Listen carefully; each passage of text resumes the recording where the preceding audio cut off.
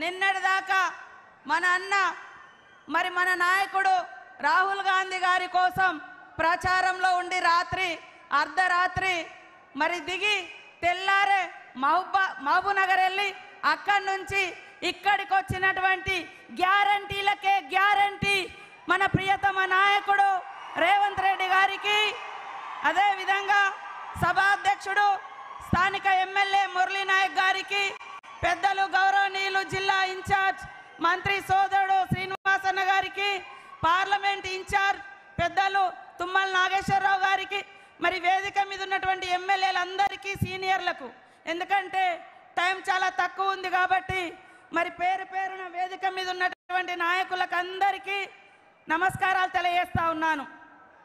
బలరాం నాయక్ గారు అంటే ఒక బోలా శంకరుడు. ఆయన ఎవరికి మోసం చేసినోడు కాదు, ఎవరికి అన్యాయం చేసినోడు కాదు.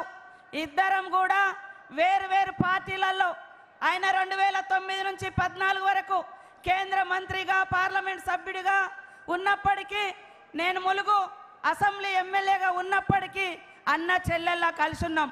కాబట్టి ఇక్కడికి వచ్చినటువంటి సోదరులందరికీ కూడా ఏమైనా అపోహలున్నా అనుమానాలున్నా ఎవరైనా ఒకరి మీద ఒకరు చెప్పినా అవన్నీ పక్కకు పెట్టి మన మంత్రి మాజీ మంత్రిని గెలిపిస్తే తప్పకుండా బలరామన్న మళ్ళీ కేంద్ర మంత్రిగా ఈ పార్లమెంట్ నుంచి ఉంటాడు అని ఈ సందర్భంగా తెలియజేస్తా ఉన్నాను.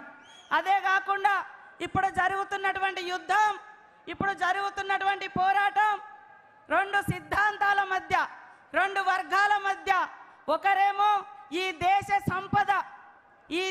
సంపద దోచుకొని తన దోస్తులకు దోచిపెడుతున్నటువంటి, గాంధీని చంపినటువంటి, ఈ దేశానికి స్వతంత్రం తెచ్చినటువంటి గాంధీని చంపినటువంటి గాడ్సే సిద్ధాంతం అనుసరిస్తున్నటువంటి బీజేపీకి నాయకత్వం వహిస్తున్నటువంటి మోడీ గారికి, ఒకరేమో ఈ దేశం కోసం ప్రాణాలు అర్పించినటువంటి గాంధీ సిద్ధాంతాన్ని, ప్రేమను, అహింసను అనుసరిస్తూ పేదల కోసం మరి అసమాన పోరాట యోధుడిగా తయారై ఈరోజు కన్యాకుమారి నుంచి కాశ్మీర్ వరకు ప్రజల కష్టాలన్నీ తెలుసుకొని నఫరత్ కే దుకాన్ మే నఫరత్ కే బాజార్ మే మరి మొహబ్బత్ కే దుకాన్ కోల్ గయా అనేటువంటి మన రాహుల్ గాంధీ నాయకత్వం వహిస్తున్నటువంటి గాంధీ సిద్ధాంతానికి మధ్య జరుగుతున్నటువంటి పోరాటం.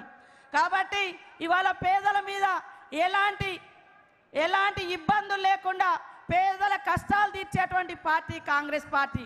మీరు ఒక్కసారి ఆలోచించండి, ఈ 10 సంవత్సరాల కాలంలో, మోడీ గారి కాలంలో మీకు గల్లీకి ఒక ఇల్లు వచ్చిందా? గల్లీకి ఒక రోడ్ వచ్చిందా? ఊరికొక ఉద్యోగం వచ్చిందా? జిల్లాకు ఒక ఉద్యోగం వచ్చిందా? బీజేపీ ఏమిచ్చింది అని ఆలోచించండి. బీజేపీ ఏమిచ్చింది? ఏమి ఇవ్వలే. విద్వేషాలు తీసుకొచ్చిర్రు, రెచ్చగొట్టిర్రు, కొట్లాటలు పెట్టిర్రు, అంతే తప్ప ఉద్యోగాలు ఇవ్వలే, నిధులు ఇవ్వలే. పైనుంచి జిఎస్టీ అనేది తీసుకొచ్చి దేశవ్యాప్తంగా పేదల మీద, ప్రజలు కట్టుకునే బట్టల మీద 12%, విద్య మీద 18%,